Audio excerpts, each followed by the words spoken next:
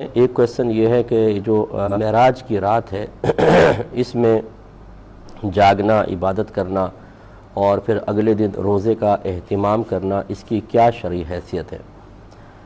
دیکھیں، یہ کوئی فرض یا واجب نہیں ہے، یقیناً کوئی بھی اس کو فرض یا واجب نہیں کہتا، لیکن مسلمانوں کی ایک بہت بڑی تعداد اور خصوصاً ہندوستان پاکستان میں اس رات کا اہتمام کیا جاتا ہے، یعنی عبادت کا اہتمام کرتے ہیں، اجتماعات رکھے جاتے ہیں، ان میں بیانات ہوتے ہیں، اسی طرح نعتیہ محافل کا انعقاد ہوتا ہے اور اگلے دن لوگ روزے کا اہتمام بھی کرتے ہیں۔ اگر انہیں لازم و ضروری نہ سمجھا جائے، اس طرح لازم و ضروری سمجھنے کا مطلب ہمیشہ یاد رکھیے گا یہ ہوتا ہے کہ اگر نہیں کرو گے تو گناہ گار ہوگے، نہیں کرو گے تو آخرت میں پکڑ ہوگی۔ اگر کوئی اس نظریے کے ساتھ، اس سوچ و نیت کے ساتھ اس رات کو جاگے اور اگلے دن روزے کا اہتمام کرے تو یہ بالکل غلط ہوگا۔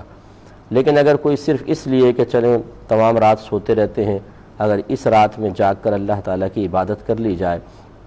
اور اگلے دن روزے کا اہتمام کر لیا جائے اور اس کو صرف مستحب سمجھا جائے تو اس میں شرعاً کوئی حرج نہیں۔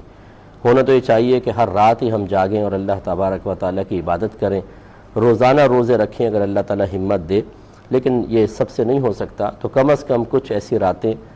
خصوصاً رمضان کی راتیں اور پھر سال بھر کے اندر کچھ ایسی راتیں ہیں کہ جن میں اگر انسان انہیں فرض یا واجب، یعنی ان میں قیام، ان میں عبادت کو فرض، واجب، لازم سمجھ کر نہ کرے، صرف مستحب سمجھ کے کرے تو اس میں شرعاً کوئی حرج نہیں ہے۔ بعض لوگ کہتے ہیں اس رات میں جاگنے کی کوئی فضیلت بیان کریں، اگلے دن روزہ رکھنے کی کوئی فضیلت، تو ایسی کوئی فضیلتیں قرآن و حدیث میں بیان یقیناً نہیں ہوئی ہیں، اگرچہ منع بھی نہیں کیا گیا ہے۔ تو یوں نہ تلاش کریں، پھر یہ ہوتا یہ ہے کہ جب آپ اس طرح کے کویسچنز کرتے ہیں، ہر ایک سے کرتے ہیں، تو پھر کچھ لوگ الٹی سیدھی مطلب غلط قسم کی باتیں بنا لیتے ہیں، وہ پوسٹ وغیرہ کر دیتے ہیں، ہم سمجھتے ہیں کہ جی یہ اسی رات سے متعلق قرآن میں یا حدیث میں بیان ہوا ہے، اور اس طرح غلط فہمیاں عام ہوتی ہیں۔ بس یہ سمجھ لیں کہ اس رات میں عبادت کرنا فرض یا واجب نہیں تو منع بھی نہیں، تو اگر کوئی کرنا چاہے بہت اچھی بات ہے، جو نہ کرنا چاہے ساری رات سوتا رہے اسے کوئی ملامت نہیں۔ اگلے دن روزہ رکھنا چاہیں تو نفل روزہ اللہ تعالیٰ کو بڑا محبوب ہے۔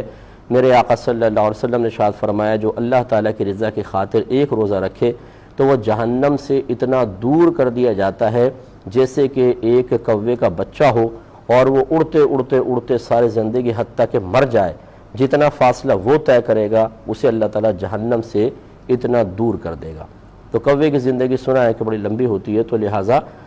یہ سمجھانا مقصود ہے ایک حصی مثال کے ذریعے کہ اللہ تعالیٰ ایسے شخص کو جہنم سے بہت دور کر دیتا ہے۔ تو آپ یہ کہہ سکتے ہیں اگر کوئی کل کا روزہ یعنی معراج کی رات سے اگلے دن روزہ رکھتا ہے تو اس کو اللہ تعالیٰ یہ اجر و ثواب بھی، برکات سے بھی نواز دے گا۔